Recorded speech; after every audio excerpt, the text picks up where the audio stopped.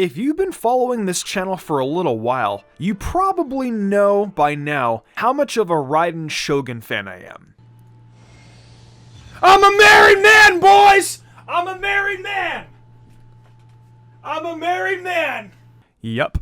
On September 1st, 2021, I officially got married. Also, I stream on YouTube now, so don't follow me on Twitch anymore. I'll have a consistent schedule very soon. You guys will know in the ad shortly.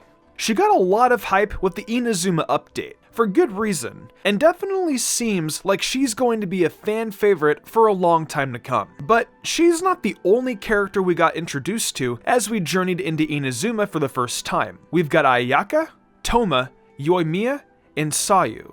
But someone I think flew under the radar somewhat in terms of popularity is Kujo Sara. There's a good deal of interesting information about her, including other characters' voice lines. In reading it all, I like her more and more. Oh, and I see you commenters in regards to Beto. Don't worry, she will get her own video soon enough. Beto is a very special case. But anywho, I wanted to go over information about why I think Kujo Sara is one of the most underrated characters in this game, to hopefully convince some of you to join the Kujo Sara fan club. This video will contain some light spoilers for characters' voice lines, and the Inazuma Archon quests. With that said, let's get started. But first, before we begin though, if you enjoy Tevod's Facts and Wisdom, be sure to leave a like and subscribe if you enjoy the content. After the video is over, join us over in our community Discord server, where we talk all about Genshin, including lore. We're also going to be streaming on YouTube Monday, Wednesday, and Friday at 5 PM PST.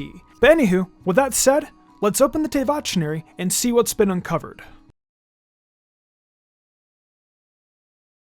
First of all, Sara is a Tengu, which is an interesting piece of Japanese mythology, being added into the game's lore for the first time. Tengu are yokai, or sometimes Shinto gods, which have bird-like or monkey-like characteristics. Having a Tengu character in the game is great for world building, and it adds to the overall mythical and historical feel we have with Inazuma. Part of this is Sara's design, which in my opinion is done very well. She has a Tengu mask giving her a bird-like feel, and wears Geta with one tooth, known as Tengu Geta. Her animations include wings, birds, and feathers, further solidifying her theme. I think it's really well thought out, and includes elements like the Tengu Geta that didn't need to be there to give us the Tengu imagery. But the fact that it was included shows awesome attention to detail, which Mihoyo has been so good at thus far. The main part of her personality that I like, and many others too, is her loyalty to the Raiden Shogun. After the Tenryou Commission found out that the Shogun was being manipulated by the Fatui into enacting the Vision Hunt Decree, Sara went against them to help prove to her that the Harbingers were evil. Her main interest was supporting Raiden, helping her to reach her goals instead of just mindlessly going along with what she'd been told to do. She believes that the Electro Archon saved her life by giving her a vision as a child, so her devotion comes from feeling like she owes Raiden her life.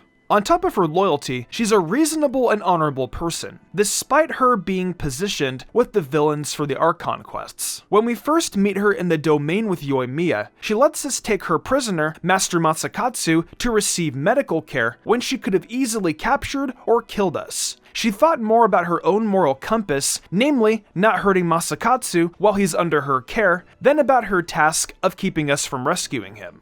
Yoimiya's voice line says she's reasonable too. Yoimiya gets into trouble from time to time with her fireworks, especially due to fire safety. But she says that Kujo Sara hears her out and treats her with fairness whenever she's dealing with an incident. So Sara clearly takes her role seriously, and isn't just there to antagonize or to make other characters more sympathetic. Her voice lines also show a good deal of respect towards her enemies, such as Goro and Kokomi, which makes me want to respect Sara herself even more. When Sara found out Bakedanuki were stealing food from people, she told them not to. And instead of just telling them off, she took melons and other fruits up the mountains so that they would still have something to eat. She doesn't condone violence against civilians, even low-level stuff like having their food stolen. It shows that she has a kind and considerate side that I think goes unappreciated. Beyond her duty as a member of the Tenryou Commission, the people of Inazuma matter to her, and so do the other creatures that live there. In spite of her caring nature, she doesn't have many friends, likely due to her position serving the shogun.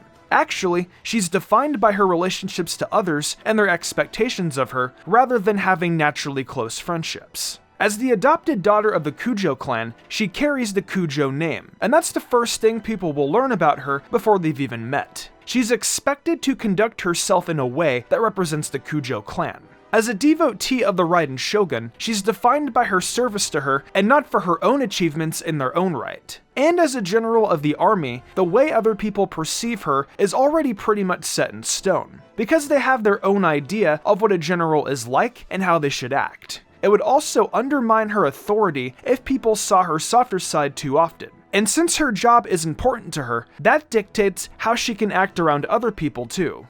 Finally, there's a somewhat cute detail that the developers put in about her that's so endearing. I'm surprised it doesn't get talked about more often. Kujo Sara's lucky number is 5, and she revolves her whole schedule around this number. She wakes up at 5:05 a.m., takes 5 breaths before walking 5 laps around the courtyard, and eats 5 bites of breakfast. Plus, she has 5 lacquerware dolls of the Raiden Shogun. And on the player's birthday, she asks if we want to make 5 birthday wishes instead of 1. Obviously, she doesn't literally give us 5 banner wishes, but the fact that the detail about 5 being her lucky number was taken that far is really cool. It's such an unexpected thing for her because she's so serious, to have something like a superstition that rules her life to such a degree. Overall, I can understand why people don't like that she worked hard to carry out the harmful Vision Hunt decree. And with so many interesting and beautiful characters released so far with Inazuma, I can see why she was overlooked by many fans. She's a quiet, serious person who doesn't draw a lot of attention. But now we've looked into her character more. I hope you agree with me that she deserves more love from all of us. She's a misunderstood, gentle soul who had a difficult childhood as a Tengu and was brought into human society to fulfill a specific role, which she had no control over. She just wants to spend her life on the purpose that she's found, devoting herself to her Archon, protecting the people of Inazuma, and the pursuit of eternity.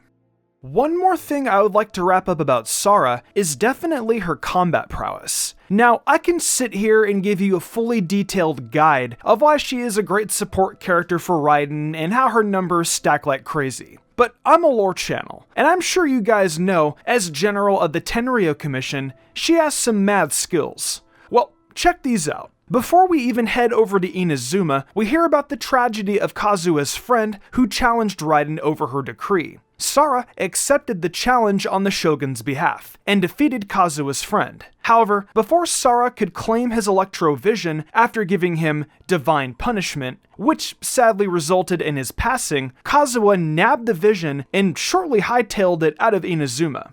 There's also some funny commentary bits between her and Arataki Itto, and apparently she defeated him and seized his vision as well. According to Sara, he was enough of a man to admit defeat, but he constantly asks her for rematches. Sara seems very annoyed by this, but the fact a supposed 4-star character defeated a 5-star means something, at least to me. I sense Lisa syndrome, and I think Sara is a lot more powerful than she's leading on. So there we have it. Kujo Sara is one of the most underrated characters so far in my opinion. I hope that you will go ahead and build her so you can see her fascinating story in full for yourself, and hopefully you're lucky enough to pull for her. Let me know in the comments if you agree that she deserves more attention, or is there someone else that you think is even more underrated than Sara? Anywho though, I'm gonna go ahead and wrap this video up.